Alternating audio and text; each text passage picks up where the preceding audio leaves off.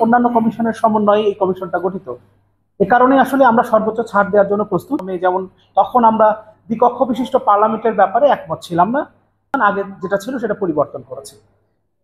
এর আগে আমাদের যে 8 এপ্রিলের যে হয়, আসলে বিষয়টা একটু মানে আমরা শুধুমাত্র দুটো জায়গার কথা বলেছি, আস্থা ভোট এবং অর্থ বিল। আমরা 70 অনুচ্ছেদ সংস্কারের কথা বলেছি।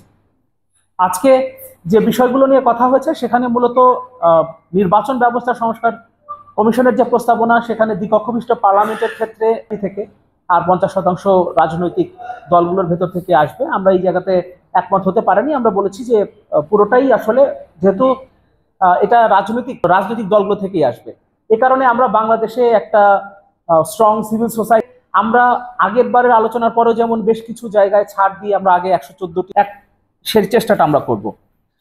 আরেকটা গুরুত্বপূর্ণ জায়গা ছিল, সেটা হলো সংবিধান সংস্কার কমিশনের প্রস্তাব হলো 1%, মানে প্রপোর্শনাল রিপ্রেজেন্টেশনে যেহেতু আপার হাউস হবে,